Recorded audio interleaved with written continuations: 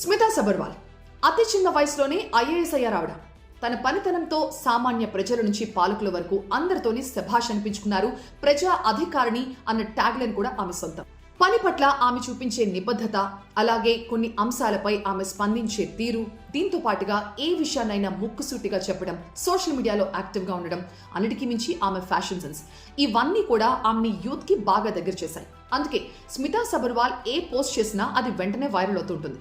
రీసెంట్గా స్మితా సబర్వాల్ చేసిన ఒక పోస్ట్ ఇలాగే వైరల్ అవుతోంది. భగవద్గీతలో ఒక సూక్తిని ఆమె పోస్ట్ చేశారు.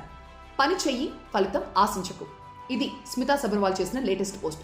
దీనికి తోడుగా గత 4 నెలలుగా టూరిజం శాఖలో తన ఆధ్వర్యంలో జరిగిన అభివృద్ధికి సంబంధించిన ప్రోగ్రెస్ రిపోర్ట్ ని కూడా ఆమె ట్యాగ్ చేశారు.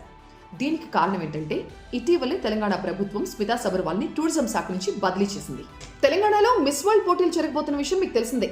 సో ఈ బాధ్యతలు టూరిజం శాఖలో ఉన్న స్మితా సబర్వాల్ తీసుకున్నారు. గత కొన్నాళ్లుగా ఈ పోటీలకు సంబంధించి ఆమె ఎంత కష్టపడుతున్నారో, ఆ డెవలప్మెంట్స్ ఏంటి, ఆ అప్డేట్స్ ఏంటి, ఎప్పటికప్పుడు తన సోషల్ మీడియా హ్యాండిల్ ద్వారా ప్రజలకు తెలిసేలాగా పోస్టింగ్స్ చేస్తూనే ఉన్నారు.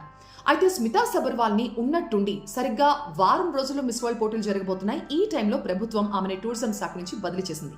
దీంతో స్మితా సబర్వాల్ చాలా నిరాశకు గురైనట్టుగా అనిపిస్తోంది ఈ పోస్ట్ చూస్తుంటే.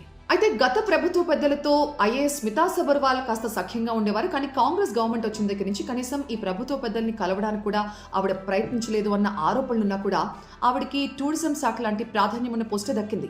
అయితే ఇటీవల కంచగచ్చిబౌలి భూముల వ్యవహారంలో స్మితా సబర్వాల్ షేర్ చేసిన ఏఐ పోస్టులు కూడా కాస్త రచ్చగానే మారాయి.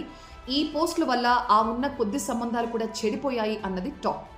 ఏదేమైనా తనని సడన్ గా ఇలా టూరిజం నుంచి బదిలీ చేయడం పట్ల స్మితా సబర్వాల్ డిసప్పాయింట్ అయ్యారని మాత్రం తెలుస్తోంది.